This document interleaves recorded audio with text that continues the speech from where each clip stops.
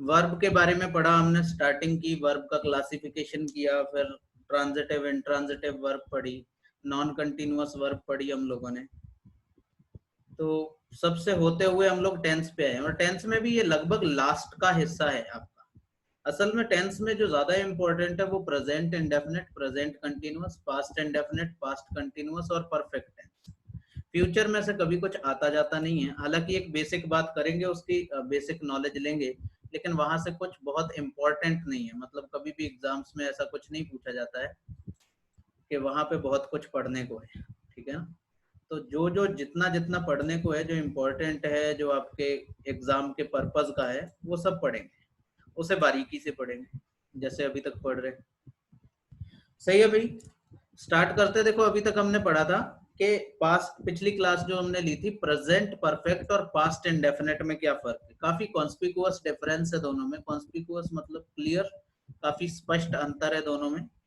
तो अभी जो बात करने वाले आज हम, पास्ट परफेक्ट और पास्ट इंडेफिनिट, इसमें बहुत सारे लोगों को डाउट होता है।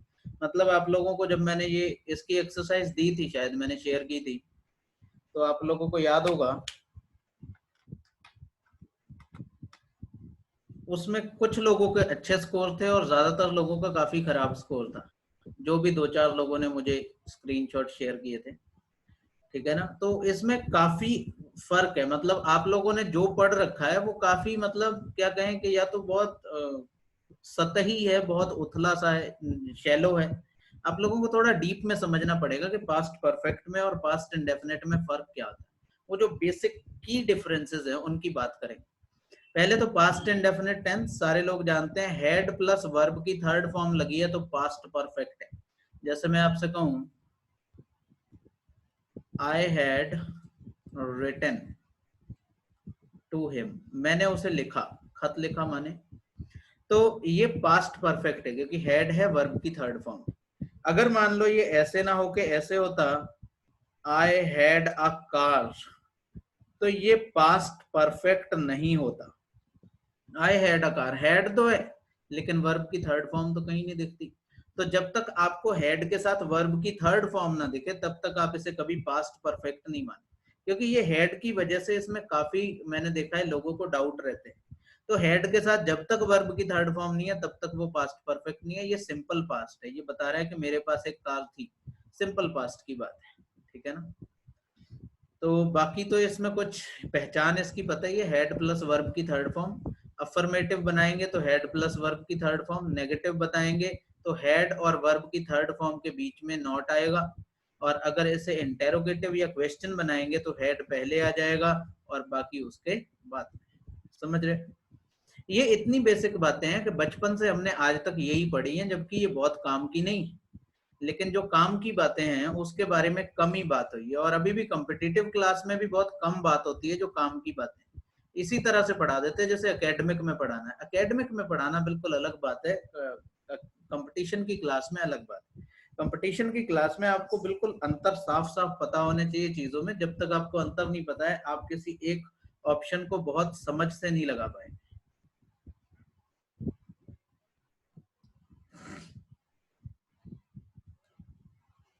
ठीक है। देखो भाई, पास्ट परफेक्ट का यूज क्या होता है। पास्ट परफेक्ट असल में पास्ट का पास्ट बताता है। आमतौर पे ये सिंगल सेंटेंस में यूज नहीं होता है, ये होता है पास्ट का भी पास्ट, उसे पास्ट परफेक्ट कहते हैं। जैसे मैंने आमतौर पे स्टूडेंट्स को कहते सुना है, जो ज्यादा पुरानी बात होती है उसे पास्ट परफेक्ट में रखते हैं, जो थोड़ी पुरानी बात होती है उसे पास्ट इंडेफिनिट में रखते हैं। ये बहुत ही क्या कहें कि नौसिखियों वाली बात है, ऐसे नहीं होता है। पास्ट का पास्ट, आमतौर पे पास्ट परफेक्ट टेंस जो है वो दो सेंटेंस जब साथ में आते हैं तभी उसका इस्तेमाल किया जाता है आमतौर पे, ठीक है ना। और वो दो सेंटेंस में से एक पास्ट इंडेफिनिट में होता है, एक पास्ट परफेक्ट में होता है, लेकिन हमेशा ऐसा जरूरी नहीं। यहाँ से भी बड़े डाउट है, लोगों को बहुत गलत करते हैं। तो आप इसको बिल्कुल सही समझना, पास्ट का पास्ट से मतलब क्या है। मान लो इस समय यहाँ पे हम प्रेजेंट में हैं, अभी इस समय वर्तमान में है। अगर हम समय में पीछे जाएं, समय में पीछे चलते जाएं, तो यहाँ पर कोई घटना घटी तो हम उसे कहेंगे पास्ट इंडेफिनिट में घटी। और मान लो उससे भी पीछे चले जाएं तो एक और घटना घटी इस घटना से भी पहले, तो ये जो सबसे पहले वाली घटना है, जो सबसे पीछे घटी, वो पास्ट परफेक्ट में लिखी जाती है, और जो उसके बाद में घटी वो पास्ट इंडेफिनिट में लिखी जाती है। इसको बिल्कुल इस लाइन से याद रखना, बिल्कुल जैसे मैथ्स में नंबर लाइन होती है, तो यहाँ पे हमारे पास टाइम लाइन है। ये वर्तमान है, अगर पीछे जाएंगे एक घटना यहाँ पे घटी तो वो पास्ट इंडेफिनिट में लिखी जाएगी, और एक घटना उससे भी पहले पास्ट में घटी, पास्ट से भी पहले पास्ट में, तो पास्ट के पास्ट को पास्ट परफेक्ट कहते हैं। पास्ट से भी पास्ट, दो घटनाएं घटी हैं पास्ट में, एक पीछे और एक उससे भी पीछे, तो वो जो पीछे से पीछे वाली घटना है वो पास्ट परफेक्ट में। समझना कैसे, जब आप सेंटेंस देखेंगे तो पता लगेगा। He had come home before I got home, तो जब मैं घर पहुंचा वो उससे पहले आ चुका था। अब ध्यान से समझना कि ये प्रेजेंट है और ये पुरानी बात आज बता रहा है, कह तो अभी रहा है लेकिन कह रहा है जब मैं घर पहुंचा, तो इसका घर पहुंचना पास्ट में हुआ है। when before I got home, ठीक है ना, got home मतलब घर पहुंचा, तो जब ये घर पहुंचा तो उससे भी पहले एक घटना घट चुकी थी, वो क्या थी? he had come home, वो जो है वो घर आ चुका था। he कोई भी हो, he had come home।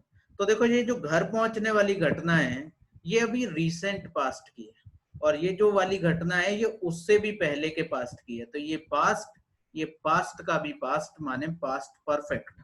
समझ रहे हैं ना? पास्ट परफेक्ट इसीलिए मैंने कहा कि आमतौर पर दो सेंटेंसेस में यूज होता है, जहां दो सेंटेंस एक साथ यूज होते हैं आमतौर पे। ऐसा नहीं कि बाकी अगर पास्ट परफेक्ट सिर्फ इतना ही लिखा हो, ही हैड कम होम, तो उसमें ग्रामेटिकल एरर है, नहीं, बिल्कुल भी नहीं। लेकिन जो एरर्स आती हैं, जो प्रॉब्लम्स क्रिएट होती हैं, वो सिंगल सेंटेंस से होती नहीं है। इस पार्ट से, जो इंग्लिश ग्रामर का ये जो पार्ट हम पढ़ रहे हैं, इसमें जो प्रॉब्लम्स क्रिएट होती हैं वो इसी बात से होती है। एक घटना पास्ट में घटी है और एक पास्ट के भी पास्ट में घटी है। पास्ट का पास्ट जो है वो पास्ट परफेक्ट है। जैसे इसे देखें, द पुलिस अराइव्ड, पुलिस आई after the crime had been committed, जब क्राइम किया जा चुका था उसके बाद पुलिस आई। तो क्राइम अगर यहाँ हुआ तो पुलिस यहाँ आई, और बात ये अभी कर रहा है, बात तो ये अभी कह रहा है, कह अभी रहा है कि जब पुलिस आई, तो पुलिस अराइव हुई, पुलिस के आने का काम पास्ट में हुआ, और क्राइम उससे भी पास्ट में हुआ, उससे भी पहले हो चुका था, तो क्राइम जो है वो पास्ट परफेक्ट में लिखा जाएगा। क्राइम, यहाँ पे देखो वर्ब की हेड के साथ वर्ब की थर्ड फॉर्म है, हैड बीन प्लस वर्ब की थर्ड फॉर्म, मतलब पैसिव लिखा गया है सेंटेंस। एक्टिव पैसिव वर्ब के बारे में बात हम कर चुके, तो मुझे नहीं लगता इसमें मुझे आपको कुछ समझाने की जरूरत है। कोई नया हो तो वो एक्टिव और पैसिव पर जो हमने पूरी एक एक्सरसाइज भी बनाई है, एक वीडियो भी बनाई है, उसको जाके पहले देखे, तभी इस बात में कुछ रस आएगा आपको कि एक्टिव और पैसिव वर्ब बहुत बेसिक बात है, 15 मिनट की क्लास होगी मुश्किल से। ठीक है, तो पास्ट का पास्ट पास्ट परफेक्ट होता है। इसके अलावा जो इंपॉर्टेंट एरर्स बनती हैं आपके इस पूरे पार्ट में एक ही तरह की बहुत सिमिलर सी एरर बनती है।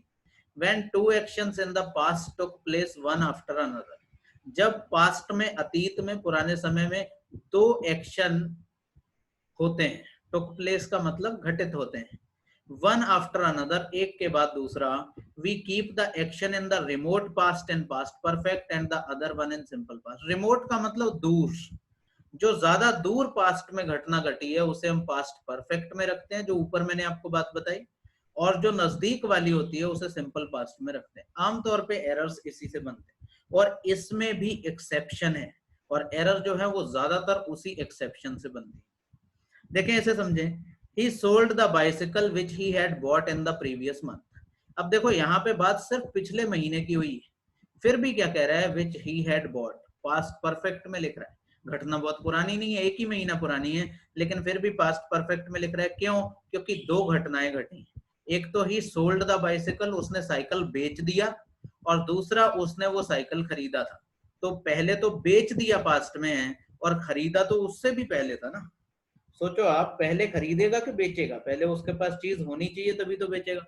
तो जो उसने पिछले महीने खरीदा था उसे बेच दिया, तो ही sold the bicycle which he had bought in the previous month. तो दो घटनाएं हैं, जो नजदीक पास्ट में होगी उसे पास्ट इंडेफिनिट में, जो दूर पास्ट में होगी, रिमोट पास्ट या दूरस्थ अतीत, उसे किस में रखेंगे? पास्ट परफेक्ट में रखेंगे। ऐसे ही इसे देखो, I was tired because I had not slept well in the past few nights. मैं थका हुआ था, तो ये सिंपल पास्ट है। आई वॉज टायर्ड क्या है, आई वॉज टायर्ड।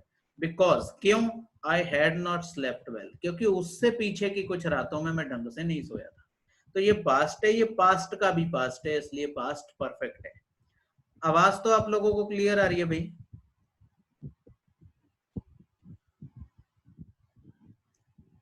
लेकिन इसमें जो बात ज्यादा समझने की है ना, ये बात सारे लोग याद कर लेते हैं कि एक पास्ट में घटना हुई कि मेरे पहुंचने से पहले रेलगाड़ी जा चुकी थी। ये बातें हम लोग बचपन से पढ़ते हैं, 6th-7th क्लास से हम लोगों को ग्रामर पढ़ाई जाती रही है और ऐसे ही पढ़ाई जाती रही। लेकिन इसमें बहुत सारे लोग गलतियां करते हैं। देखो ध्यान से, एक गलती कि हमेशा दोनों टेंस, दोनों सेंटेंस, अगर मान लो कि दो घटनाएं पास्ट में घटी हैं, तो ये जरूरी नहीं कि हमेशा दोनों घटनाओं में से एक को पास्ट इंडेफिनिट और दूसरे को पास्ट परफेक्ट में रखा जाए। बिल्कुल ऐसा पॉसिबल नहीं है कि हमेशा ऐसा, बल्कि अलग अलग बातें होती हैं, इसको समझ लें। We can place both sentences in simple past, दोनों को सिंपल पास्ट में रखा जा सकता है। when one action is the result of the another or they are in sequence, जब एक एक्शन की वजह से दूसरा एक्शन होता है, ये कारण है कॉज, और ये परिणाम है रिजल्ट, कॉज एंड रिजल्ट। जब कारण और परिणाम का संबंध होता है, अब आपको कारण परिणाम कैसे संबंध है, जैसे ध्यान से देखें, when I looked at him angrily, यहाँ at होना चाहिए, when I looked at him angrily, जब मैंने उससे गुस्से से देखा, जब मैंने उसकी तरफ गुस्से से देखा, he ran away, तो उसके भागने का कारण क्या था कि इसने उसे गुस्से से देखा। और जब कभी ऐसी सिचुएशन होती है कि एक सेंटेंस दूसरे सेंटेंस का परिणाम होता है, तो आप इस बात को बहुत ध्यान रखेंगे कि दोनों को पास्ट इंडेफिनिट में रखा जा सकता है। और एक बात और समझना, मैं ये नहीं कह रहा हूं कि एक को पास्ट परफेक्ट में नहीं रखा जा सकता है, लेकिन दोनों को पास्ट इंडेफिनिट में रखा जा सकता है, दोनों सेंटेंस सही हैं। अगर यहाँ पे होता when I had looked at him angrily, तब भी सेंटेंस सही होता, लेकिन आमतौर पे उसका इस्तेमाल नहीं किया जाता है। वो परफेक्ट इंग्लिश ग्रामर नहीं, उसे कहें इनफॉर्मल इंग्लिश ग्रामर है।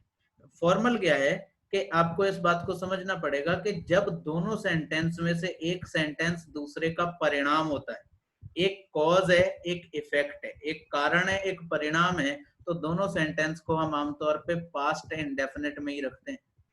जैसे अगला वाला एक और सेंटेंस देखें, when I stepped in the room, जैसे ही मैं कमरे में घुसा, he looked at me एस्टोनिशिंगली।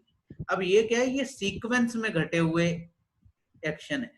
Sequence समझते हैं जब एक के बाद दूसरा होता है, और जब कभी सीक्वेंस में इस तरह से सेंटेंस घटते हैं तो उन्हें भी हम दोनों को सिंपल पास्ट में रखते हैं। जैसे ध्यान से देखें, ये कमरे में घुसा, उसने इसकी तरफ देखा, आश्चर्य से देखा, तो इसका मतलब क्या है कि एक घटना हुई और उसके तुरंत बाद दूसरी घटना हुई, ये दोनों एक सीक्वेंस में घटी हुई घटना है। जब कभी ऐसा होगा, दोनों ही केस आपको याद रखने हैं, जब कॉज एंड इफेक्ट हो, कारण और परिणाम का संबंध हो, तब भी आप दोनों को पास्ट इंडेफिनिट में रखेंगे। और जब दोनों के बीच में सीक्वेंस हो कि एक काम हुआ और उसके तुरंत बाद दूसरा हो, जैसे मैं कुर्सी पर बैठा, कुर्सी टूट गई, तो ये दोनों चीजें कारण परिणाम भी है, सीक्वेंस भी है।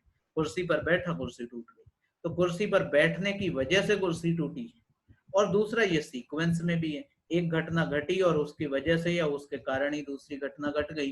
तो ऐसे में हम दोनों सेंटेंस को किस में रखते हैं, सिंपल पास्ट में। और यही वो जगह है जहां पे आप सबसे ज्यादा गलतियां करते हैं।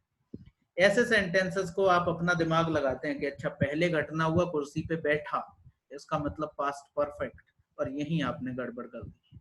नहीं, जब इन दो एक्सेप्शंस को आपको याद रखना है, जब एक एक्शन दूसरे एक्शन का रिजल्ट होता है या दोनों एक्शन सीक्वेंस में होते हैं, तो दोनों पास्ट इंडेफिनिट में रखे जाते हैं। ये बात हालांकि इन सेंटेंसेस से या इस रूल से बहुत अच्छे से समझ नहीं आएगी, जब आप एक्सरसाइज लगाओगे तो बहुत क्लियर होगी, और जब हम उस एक्सरसाइज पर बात करेंगे तो और क्लियर हो जाएगी। और उस क्लियर को क्लियर ही रखने के लिए आपको इसे बार बार रिपीट भी करना पड़ेगा। एक सीक्वेंस बनाए कि हर हफ्ते, जो पिछले हफ्ते में हमने क्लासेस पढ़ी थी, क्लास ही कितनी होती भाई, अगर 5 दिन क्लास होती है, उसमें 3 दिन मान लो हम पढ़ते हैं, तो 2 दिन एक्सरसाइज लगाते हैं, तो वो इतनी सी क्लास को सैटरडे संडे में आप लोग कवर किया करें। जब तक आप रिपीट नहीं करोगे, आप कहीं पहुंच नहीं पाओगे। अगला पॉइंट बिल्कुल प्रेजेंट परफेक्ट जैसा है। मैंने आपको बताया था जस्ट, ऑलरेडी और येट, ठीक है ना, जस्ट, ऑलरेडी और येट के साथ पास्ट परफेक्ट। असल में ये किसी भी परफेक्ट टेंस के साथ यूज होते हैं, तो प्रेजेंट परफेक्ट में भी यूज होते हैं, पास्ट परफेक्ट में भी यूज होते हैं। तो जस्ट, ऑलरेडी और येट आ जाए तो आप पास्ट इंडेफिनिट नहीं लगाएंगे, आप पास्ट परफेक्ट लगाएंगे। जैसे देखें, he had gone out just before I came, ठीक है ना, just before I came, तो he had gone out, तो यहाँ पे देखो इससे पहले चला गया है, just before। when I arrived home, जब मैं घर आया, he had already left for Delhi, तो already left for Delhi। इसमें देखो ये just before से पहले वाला सेंटेंस जो था वो पास्ट परफेक्ट में था। अभी बिफोर और आफ्टर की बात करेंगे तब ये क्लियर होगा। जैसे देखें, he asked me to do more but I hadn't finished the previous task yet होना चाहिए था, यहाँ पे लगाया नहीं है मैंने। तो अगर कभी ऐसी वाली दिक्कत होगी, कभी ऐसे कोई वर्ड आपको दिख जाए तो कुछ समझना नहीं पड़ेगा आपको, ये तो बिल्कुल सिंपल बात हो जाएगी, क्योंकि मैंने अभी पिछला काम ही खत्म नहीं किया था अभी तक। इनके मीनिंग के बारे में, जस्ट, ऑलरेडी और येट में अंतर क्या है उसके बारे में हम पिछली क्लास में जब हमने प्रेजेंट परफेक्ट पढ़ा था तो उसमें बात की थी, किसका कहाँ यूज होता है, इनके बीच में कुछ अंतर भी था।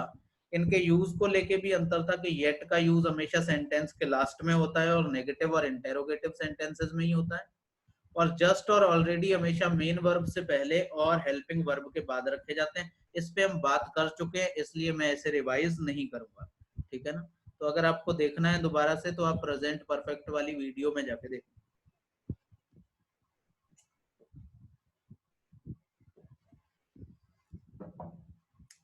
विद सेंस एंड फॉर, जैसा मैंने आपको बताया था, कई लोगों की भ्रांति है कि सेंस और फॉर का इस्तेमाल हमेशा परफेक्ट कंटिन्यूअस में होता है। नहीं, परफेक्ट में भी होता है और परफेक्ट कंटिन्यूअस में भी होता है, बस मीनिंग में जरा सा फर्क होता है। जैसे ऐसे देखें, he had lived there since his childhood, अपने बचपन तक वो वहां रहा था, अभी नहीं रहता, रहा था, बचपन में ही छोड़ दिया। तो आप अगर सेंस और फॉर आपको यहाँ पे मिल जाए तो सेंस का इस्तेमाल सिर्फ परफेक्ट में ही होता है, लेकिन याद रखना एक एक्सेप्शन भी है, और पहले भी हमने इस पे बात की है कि पास्ट इंडेफिनिट में भी फॉर का इस्तेमाल हो जाता है। सेंस नहीं होता लेकिन फॉर का इस्तेमाल हो जाता है सिर्फ पास्ट इंडेफिनिट में, बाकी सिर्फ परफेक्ट और परफेक्ट कंटिन्यूअस में ही होता है, ठीक है ना। पास्ट इंडेफिनिट में फॉर का इस्तेमाल हो जाता है, ये बात हमने पहले की भी थी और इससे कई बार एरर भी उसमें आई थी एक्सरसाइज में, ठीक है। इसमें ज्यादा कुछ पढ़ने को नहीं, बहुत बेसिक क्लास और बहुत छोटी क्लास, ठीक है ना। इसके बाद एक्सरसाइज आ गई। एक्सरसाइज ही वो पार्ट है जहां पे आपको इस बात को समझना है कि जो आपने समझा है वो असल में समझा है। असल में इंग्लिश ग्रामर पढ़ाना और पढ़ना दोनों बहुत बोरिंग काम हो सकते हैं, लेकिन उसको फिर पढ़ना, इतने बोरिंग चीज को पढ़ना और उस बोरिंग चीज को याद रखना तो डबल डिफिकल्ट टास्क हो जाता है, दुगना मुश्किल काम है। तो आप इस बात को समझें कि सिर्फ पढ़ लेना इंपॉर्टेंट नहीं है, एक्सरसाइज आपको बार बार लगानी पड़ेगी, क्योंकि जब आप एक्सरसाइज लगाओगे तब आपके दिमाग में डाउट आएगा, और जैसे ही आपके दिमाग में डाउट आएगा आपको डाउट फिर से क्लास की ओर ले जाएगा कि जरा फिर से देखते हैं कि कहाँ क्या था, क्योंकि जो बातें मैंने आपसे कही हैं अभी वो आपको याद रहेंगी, इस बात की संभावना बहुत कम है। इंपॉर्टेंट है एक्सरसाइज। जैसे इस सेंटेंस को देखें, when I saw the snake, जब मैंने सांप को देखा, I stepped back, I had stepped back, I have stepped back, I stepped back. तो पहले तो देखो ये सॉ ने बता दिया कि ये सी की सेकंड फॉर्म है, मतलब ये पास्ट इंडेफिनिट है, तो इनके प्रेजेंट में होने की संभावना तो खत्म हो जाती है, ये दोनों ऑप्शन नहीं होंगे। अब बचा स्टेप्ड और हैड स्टेप्ड, तो मैंने अभी आपको क्या बताया था, जब दो बातें एक ही सीक्वेंस में होती हैं, मतलब एक घटना के बाद दूसरी घटना होती है, तो ऐसे में दोनों को सिंपल पास्ट में रखा जाता है। तो आई हैड स्टेप्ड बैक नहीं हो सकता, आई स्टेप्ड बैक, मैं पीछे हट गया, जैसे मैंने सांप को देखा मैं पीछे हट गया, यही तो कहना चाह रहा है। जैसे अगले को देखें, he came forward after I told him या had told him about the injustice। अब देखो ये आगे आया, जब मैंने उसे अन्याय के बारे में बताया तो वो आगे आया, मतलब साथ देने के लिए आगे आया। तो ऐसे सिचुएशन में आप ये देखो कि जब इसने इसे बताया तो उसके रिजल्ट में ये आगे आया, अगर इसने इसे नहीं बताया होता तो वो आगे नहीं आता, यही मतलब है सेंटेंस का। तो जब मैंने आपको बताया कि रिजल्ट और कॉज या कॉज एंड इफेक्ट, कारण या परिणाम का संबंध रहेगा, तो आप दोनों को सिंपल पास्ट में रखेंगे। ऐसी सिचुएशन में आप हैड टोल्ड नहीं लगा सकते, आप टोल्ड लगाएंगे। I told him about the injustice. किसी के दिमाग में कोई डाउट कूद रहा हो, तुरंत पूछे। बहुत सोचा ना करें कि पूछने लायक बात है या नहीं पूछने लायक बात है, वो आपको पूछने के बाद पता लग ही जाएगी। ज्यादा से ज्यादा क्या होगा, अच्छा बताओ, मैं थोड़ा सा मुस्कुरा ही तो दूंगा, थोड़ा सा मुस्कुरा दूंगा, तो बताओ इसमें आपका क्या चला जाएगा, है कि नहीं? तो आप लोगों को कुछ भी पूछना हुआ, अगर दिमाग में ना सोचते रहें कि पूछें ना पूछें, आपका क्वेश्चन नॉनसेंस तो नहीं होगा, कहीं लोग हंसेंगे तो नहीं। हंसते हैं, हंसने दो, ठीक है ना। वही हंसते हैं जिनका दिमाग कमजोर होता है। कभी अच्छे दिमाग वाला आदमी किसी के सवाल पूछने पे नहीं हंस सकता। तीसरा देखें, when I at the railway station the train had departed. तो ट्रेन देखो जा चुकी थी, कब? जब मैं स्टेशन पे पहुंचा। अब देखो यहाँ ना तो कारण परिणाम का संबंध है, ना चीजें सीक्वेंस में। पता नहीं ट्रेन कब चली गई थी, और ट्रेन इसके आने से नहीं चली गई, ट्रेन अपने टाइम से गई। तो ना तो इसमें कॉज इफेक्ट है और ना ही ये सीक्वेंस में है। तो एक अगर पास्ट परफेक्ट में है तो दूसरा पास्ट इंडेफिनिट में रहेगा। ऑप्शन क्या लगाएंगे, रीच्ड। समझ रहे हैं ना बात को? मेरे ख्याल से आप बात को समझे होंगे कि क्या इधर चल रहा है। तो ये जो क्विज है ये मैंने आपको पहले दिया था, अभी मैं आपको दोबारा से इसका लिंक शेयर करता हूँ, आप इसे दोबारा देखना। कल हम इस एक्सरसाइज को लगाएंगे क्योंकि सिंगल एक्सरसाइज है, कल तो शायद क्लास नहीं होगी ना। हाँ, कल आपका मैथ्स का टेस्ट होगा भाई। सुबह में मैथ्स का डाउट सेशन है रेशियो में, किसी ने भी कोई क्वेश्चन पूछना है तो पूछ लेना सुबह वाली क्लास में। और जो है सुबह की क्लास कब होगी ये मैं आपको व्हाट्सएप पे ही बताऊंगा, इसका लिंक दे दूंगा। तो इसको आप लगाएंगे और देखेंगे कि क्या आप उन बातों को समझ रहे हो नहीं समझ रहे। जो बातें आप नहीं समझते उनका स्क्रीनशॉट ले लिया, ताकि आपको ये पता लगे कि इसमें हमें कुछ पूछना था। इस एक्सरसाइज को लगाएंगे मंडे, और इसके आगे का हिस्सा एक पढ़ेंगे, 2 सेशन लेंगे मंडे को, इसको लगाएंगे और अगले सेशन में एक और ग्रामर का सेशन लेंगे, और हो सकता है क्लोज टेस्ट का सेशन भी लेंगे। ठीक है ना, मंडे में एक क्लोज टेस्ट का सेशन भी लेंगे। क्लोज टेस्ट आपको पहले से मिल जाएगा ग्रुप में, तो ग्रुप में से आप उसे अटेम्प्ट करना, आपको आइडिया लग जाएगा कि आप कितना सही कर रहे हो कितना गलत कर रहे हो। क्लोज टेस्ट बहुत इंपॉर्टेंट हिस्सा है और सारे ही कॉम्पिटिटिव एग्जाम्स में आता है। पहले तो डेली बेसिस पे पढ़ाते ही थे क्लास में, अब इसको ऑनलाइन भी स्टार्ट कर रहे हैं। तो आप लोग जो है कुछ पूछना हो तो बताएं, वरना आज की क्लास इतनी है। सेशन जानबूझ के छोटा रखते हैं क्योंकि इस सेशन को आप बहुत लंबा नहीं पढ़ पाएंगे, और वो जो 2-4 बारीक बातें होती है उन पे एक्सरसाइज भी जरूरी है। तो आप इस एक्सरसाइज को लगाना, मैं अभी शेयर कर देता हूँ। मुझे नहीं लगता आपको किसी को कुछ पूछना है क्योंकि कोई मैसेज आया नहीं है। तो थैंक यू वेरी मच। जो बीच में आए थे, तो देखो छोटी सी तो वीडियो ही थी, उसमें भी आप बीच में आए हैं तो शायद बाद की बात आप नहीं समझ पाए हो। तो आप लोग थोड़ी देर में इसे यूट्यूब पे डाउनलोड अपलोड कर दूंगा तो वहां से देख लेना। ठीक है, मिलते हैं अभी Monday. Thank you very much.